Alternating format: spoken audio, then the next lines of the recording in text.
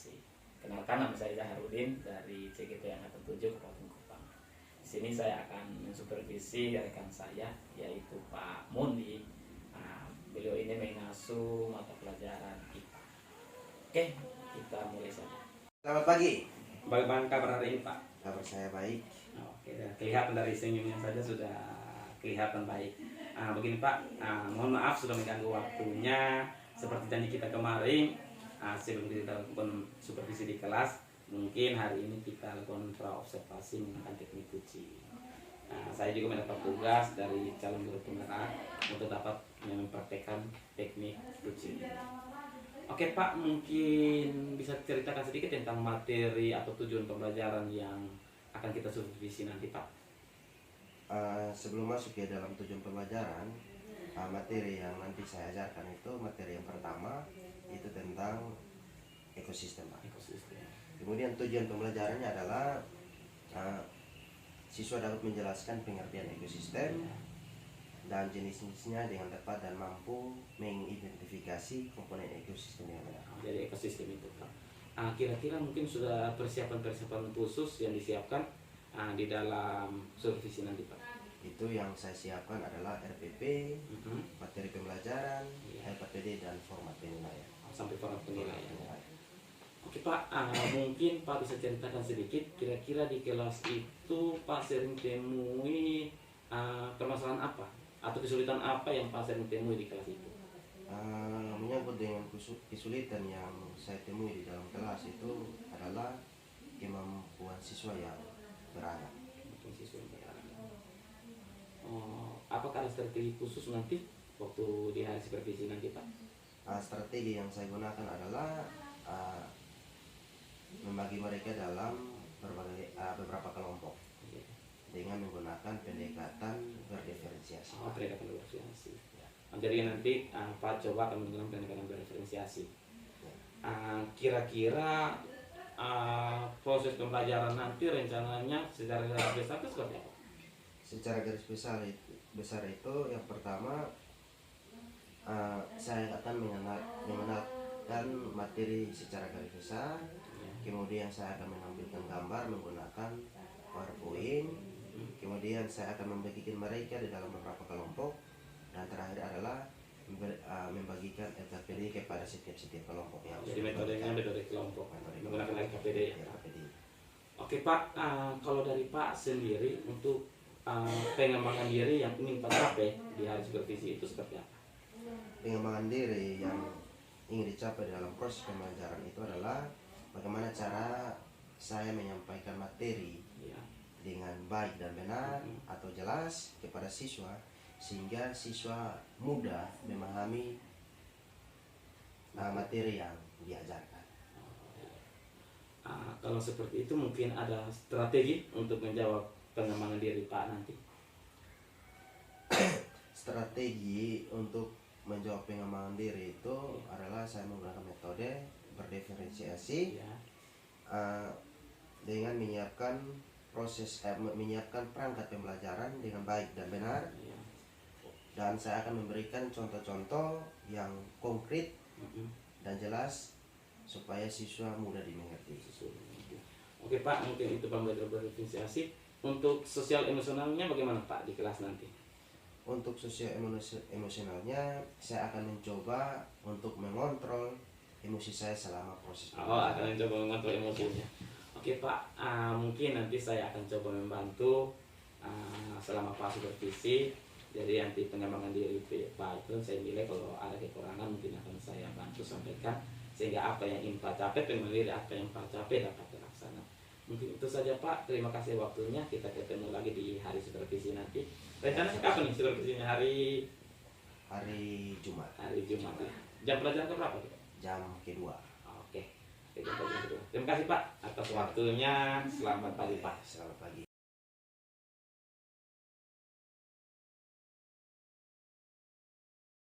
Selamat siang anak-anak. Selamat siang Guru. Semoga banyak baik kok. Baik. Ada yang tidak hadir? Ada.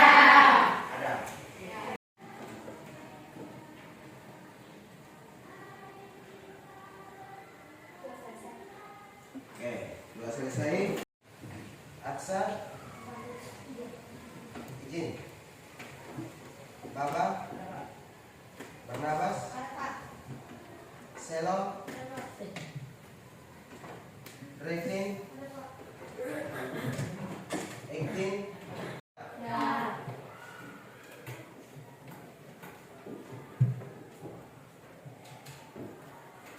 Baik anak-anak,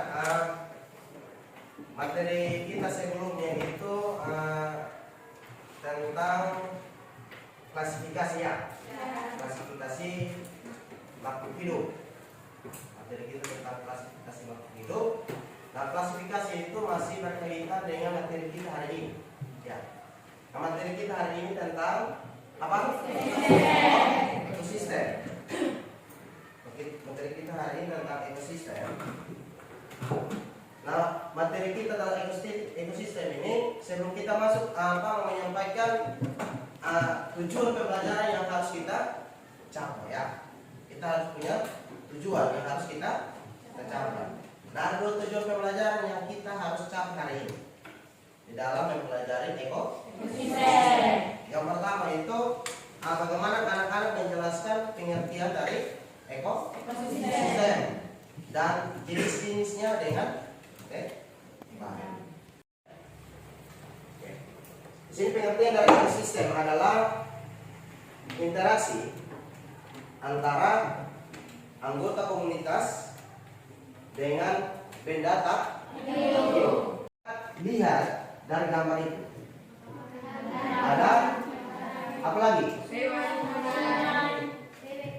Pertama satu, ada matahari, ada ikan, ada kakak, sungai, bebek dan lain sebagainya ya. Artinya di dalam gambar ini ada matahari, ada hewan, ada sungai, ada tumbuh-tumbuhan ya. Nah ini ya, ini gambar ini yang nantinya membawa kita di dalam mempelajari tentang ekosistem. Ekosistem alami dan ekosistem buatan. Ekosistem alami itu dia terjadi secara alami atau secara alamiah tanpa campur tangan manusia. Sedangkan ekosistem buatan adalah ekosistem terjadi karena adanya campur tangan manusia. Maka di situ ada contoh ekosistem alami dan contoh ekosistem buatan. Contoh ekosistem alami itu apa? Sungai, laut, dan lain sebagainya. Sedangkan ekosistem buatan itu seperti waduk, sawah, biasa kalau di sekitar kita ada embung dan lain sebagainya ya. Bisa dipaham bosan? Atau apa terlalu cepat? Pas. Oke, kita lanjut. Kita masuk ke yang berikut adalah komponen ekosistem. Nah, komponen ekosistem itu terdiri atas dua, yaitu komponen abiotik dan komponen biotik. Komponen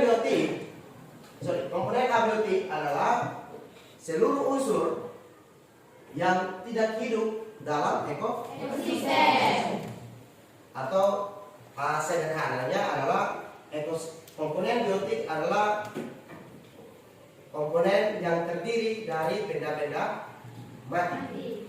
Komponen biotik adalah komponen yang terdiri atas makhluk hidup.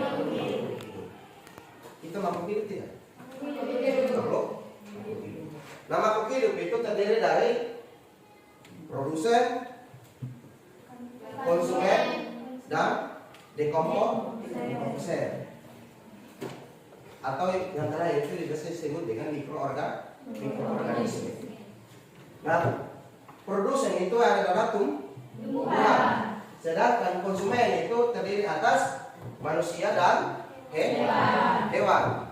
Sedangkan dekomposer itu terdiri dari jamur dan bakteri atau disebut dengan mikroorganisme. Dari materi kita ini mungkin ada pertanyaan dari anak-anak. Ada pertanyaan atau menyangkut dengan materi kita hari ini sebelum mengerjakan RKPD ini?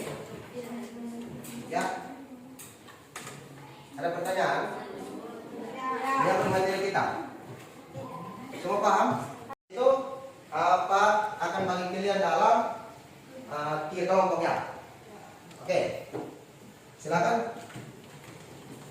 Dalam satu kelompok.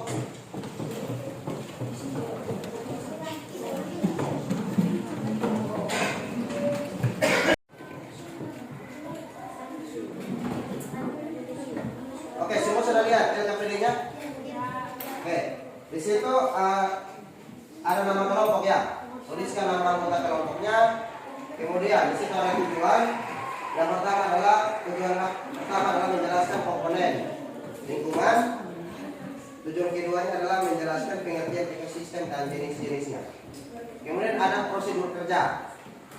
Yang pertama adalah kita mengamati dan kita mengerjakan tabel yang ada. Di situ ada komponen biotik dan komponen abiotik. Yang anak-anak kerjakan adalah anak-anak mengamati, melihat lingkungan. Komponen biotik itu apa-apa saja. Kemudian komponen abiotik apa-apa saja.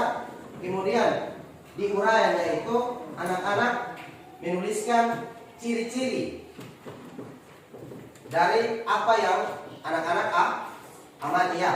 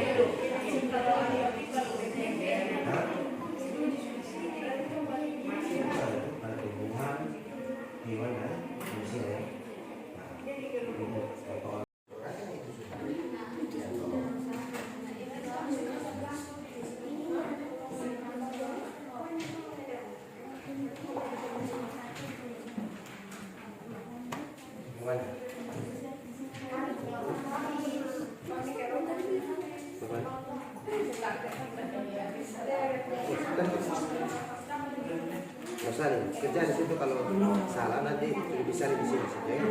Shalom teman-teman semua. Shalom. Inilah hasil diskusi kami tentang komponen ekosistem. Komponen ekosistem dibagi menjadi 2 susunan, yaitu komponen biotik dan komponen abiotik. Komponen biotik terdiri dari tumbuhan, hewan, dan manusia. Tumbuhan, 1. Tumbuhan pohon. Pohon mempunyai daun, batang, dan akar. Hewan, kucing.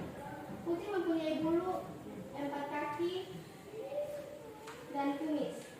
3. Manusia mempunyai rambut, tangan, kaki, mata, hidung, kulit, dan mulut. Komponen abiotik, air. Tidak berwarna, tidak berasa, tidak berbau, dan cair. Tanah mengandung mineral yang dibutuhkan oleh tumbuhan dan hewan. Udara tidak berwarna, tidak berbau, tidak memiliki rasa, sejuk dan segar ketika dihirup. Cahaya matahari panas dan memiliki cahaya. Demikianlah. Ada tumbuhan, ada hewan, ada manusia. Mereka juga sudah menguraikan tumbuhan, hewan, dan manusia.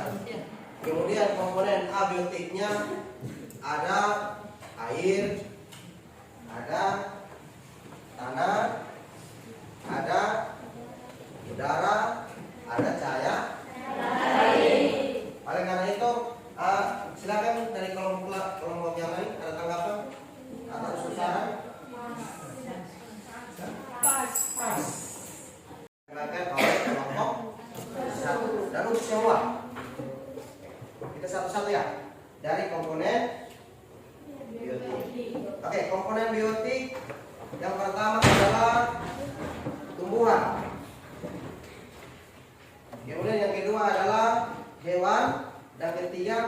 Pak mau menjelaskan secara umum ciri-cirinya, baik tumbuhan, hewan, dan manusia. Tumbuhan, hewan, dan manusia tergolong dari makhluk hidup. Atau bisa menceritakan apa yang Pak jelaskan atau materi yang didapat. Bisa kok?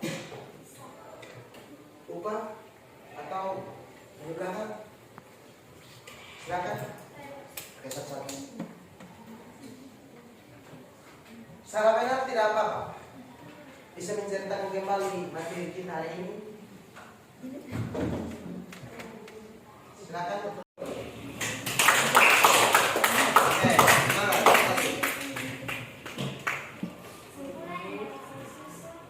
Saya dapat beritahu tentang materi tersebut dan saya dapat lebih memperdalam ilmu tersebut. Hanya itu saja. Oke, terima kasih. Silakan ini. Kesimpulan saya dari pembelajaran ekosistem adalah ekosistem merupakan hubungan timbal balik yang kompleks antara makhluk hidup dengan lingkungan, baik yang hidup maupun tak hidup. Contoh tanah, air, udara, atau kimia fisik secara bersama-sama menjadi satu ekosistem. Oke, terima kasih. Kita udah tanya. Oke, pertanyaan pertama.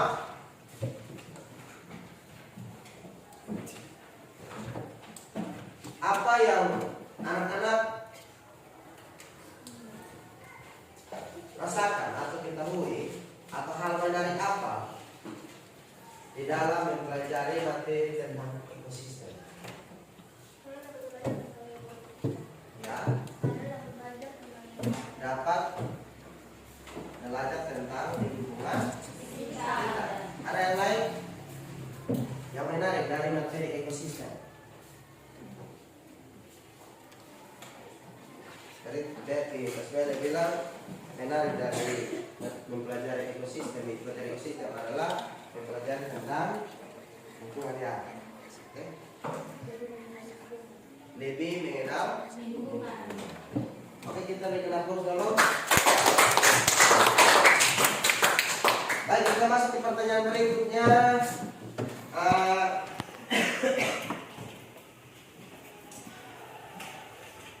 Menurut anak-anak, apa yang dimaksud dengan ekosistem? Gantian. Ini Ekosistem adalah interaksi antara anggota komunitas dengan pelan-pelan supaya teman-teman yang lain bisa mendengar. Pelan-pelan. ekosistem adalah interaksi antara anggota komunitas dengan benda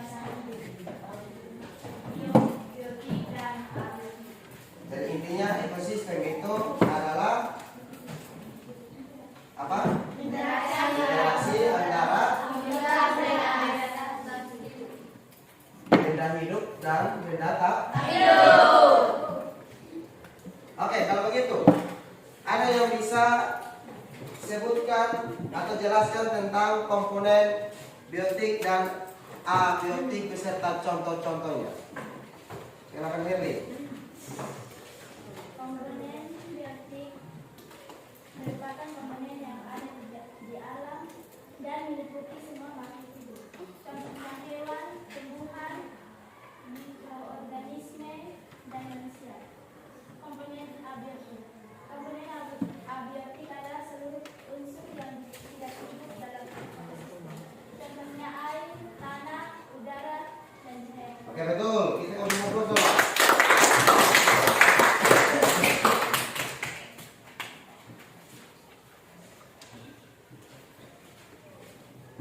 Oke, yang pertanyaan berikutnya. Penting tidak di dalam mempelajari tentang ekosistem? Penting. Alasannya?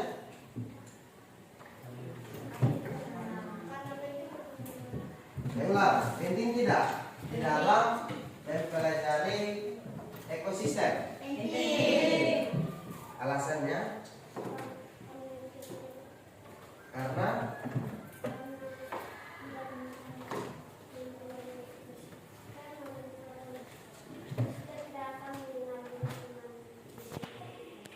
Oke, karena tidak dapat kalau tidak mengenal ekosistem, berarti kita tidak mengetahui tentang lingkungan sekitar. Yaitu kita belajar tentang satuan-satuan ekosistem.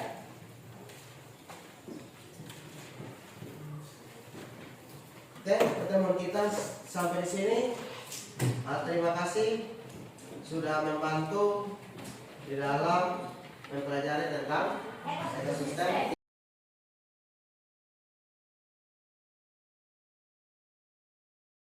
Selamat pagi. Bagaimana kabar hari ini, Pak? Saya baik. Nah, oke, kemarin kita sudah lakukan observasi atau supervisi di kelas. Saya harap apa yang sudah dilakukan oleh Pak kemarin kita akan kembangkan hari ini sehingga untuk menjadi kekuatan atau pengembangan diri dari Pak. Mungkin ini langkah yang ketiga, yaitu pasca observasi. Jadi mudah-mudahan di pasca observasi ini Pak bisa menemukan apa yang ada dalam diri Pak dalam pengembangan diri. Kira-kira mana yang perlu harus ditingkatkan lagi. Jadi saya di sini bukan mengajar atau menjustis bahwa itu salah atau tidak. Kita sama-sama belajar. Oke, kira-kira apa yang Pak harapkan dari obrolan kita hari ini, Pak? Baik, terima kasih. Yang saya harapkan mudah-mudahan dengan supervisi ini, Pak, Ya. saya dapat mengembangkan kompetensi saya untuk menjadi lebih baik, dan apa yang saya lakukan nanti di dalam proses pembelajaran itu berdampak positif bagi murid-murid saya, Pak. Tujuannya untuk muridnya juga, pengembangan diri untuk murid. Kira-kira pelajaran apa yang Pak dapat dari supervisi kita kemarin? Banyak sih yang saya dapatkan di dalam pembelajaran kemarin, yaitu bagaimana menerapkan pembelajaran berdiferensiasi dengan baik. Namun jujur, di dalam pembelajaran berdiferensiasi adalah hal yang baru buat saya, dan ternyata dengan menggunakan metode pembelajaran berdiferensiasi saya lebih mengetahui kemampuan anak dan bagaimana memenuhi kebutuhan anak sehingga tujuan pembelajaran di dalam kelas bisa tercapai. Memang kalau untuk pembelajaran berdiferensiasi memang sekarang agak digalakkan untuk dilakukan di kelas karena memang bagus. Jadi kita di sini sama-sama belajar tentang pembelajaran berdiferensiasi. Baru-baru kan kita sebelum supervisi kita sudah bicara tentang alur pembelajaran. Nah, kira-kira Pak, alur pembelajaran di kelas itu sudah semuanya dicapai atau bagaimana waktu seperti itu, Pak? Baik, kalau alur pembelajaran kemarin bagi saya tidak sepenuhnya sesuai dengan rencana pembelajaran. Tetapi apa yang diharapkan sudah sesuai dengan tujuan pembelajaran. Dan mungkin ini adalah hal yang baru bagi saya, menggunakan metode pembelajaran berdiferensiasi. Oke, jadi memang metode yang baru, tapi kita harus biasakan untuk kita gunakan untuk pengembangan anak. Kira-kira kegiatan-kegiatan apa yang perlu Pak harus tingkatkan lagi di kelas untuk lebih baik lagi? Terima kasih. Menurut saya alur pembelajaran itu sudah dapat, namun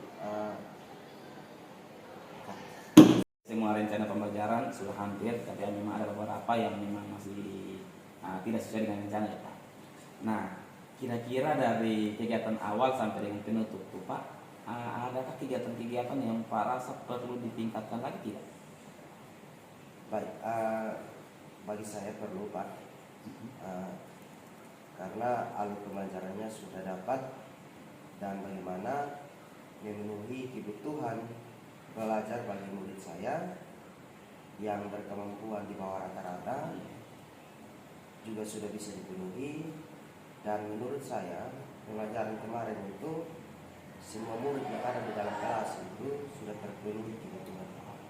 Jadi kecepatan pembelajaran itu yang susahnya disesuaikan antara yang berkemampuan rendah dengan yang sudah bisa. Sudah bisa. Jadi itu memang dari kendala. kira-kira kendala terbesar atau ada kendala-kendala lain lagi yang mungkin Pak temukan di dalam proses pembelajaran baru-baru?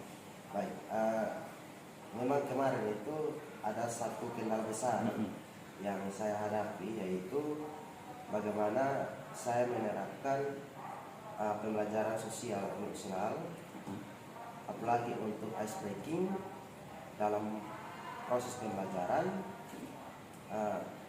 Dan mungkin karena tipe saya yang sulit menggunakan ice breaking, Pak. Memang kemarin saya sempat lihat juga ice breakingnya tidak berjalan sepenuhnya karena mungkin jarang digunakan ya untuk ice breaking. Tapi kalau ke depan kalau bisa dilatih lagi untuk ice breakingnya, karena apalagi di jam-jam akhir seperti itu kan biasanya anak-anak sudah letih, ya sudah ngantuk seperti itu. Jadi pembelajaran berdiferensiasi jawaban untuk menjawab ini semua ya Pak. Seperti itu. Oke, kira-kira mulai kapan lagi Pak akan coba menerapkan metode berdiferensiasi ini Pak di kelas? Oke, saya rasa mungkin secepatnya, dan saya juga belajar banyak dan mungkin harus berkonsultasi dengan Pak untuk kedepannya di dalam proses pembelajaran itu menggunakan metode pembelajaran berdiferensiasi di dalam kelas itu lebih baik. Oke, artinya kita saling bertukar pikiran tentang berdiferensiasi. Nanti kita akan coba bersama-sama juga untuk menularkan kepada kawan-kawan guru yang lain untuk sama-sama bisa menerapkan metode pembelajaran berdiferensiasi. Oke Pak, mungkin untuk supervisi di kelas yang kita observasi seperti itu Pak. Yang terakhir Pak dari saya, tanggapan Pak untuk kegiatan supervisi kita kali ini bagaimana? Tanggapan dari saya, dengan supervisi ini Pak bisa membantu saya di dalam pengembangan diri saya sebagai pembuat pelajaran, terutama untuk menciptakan pembelajaran yang berfokus pada murid saya, dan bagaimana cara saya agar segala tujuan itu dapat terpenuhi. Oke Pak, mungkin saya rangkum sedikit dulu. Pembelajaran berdiferensiasi ini sangat penting untuk menjawab semua kebutuhan siswa, baik siswa dengan kelompok yang di bawah rata-rata atau yang sudah mampu. Nah, selain itu pembelajaran sosial emosional juga penting Pak, karena kita punya waktu itu belum tentu selamanya pagi terus, kadang-kadang siang juga yang dimana-mana anak kita juga perlu penyegaran. Mungkin secepatnya Pak bisa menerapkan ini, kita belajar sama-sama dan kita bisa pengimbangkan juga kepada teman-teman yang lain untuk melakukan proses. Terima kasih Pak waktunya untuk supervisi ini dari awal dari Pak sampai dengan hari ini juga. Semoga Tuhan memberkati Pak. Selamat.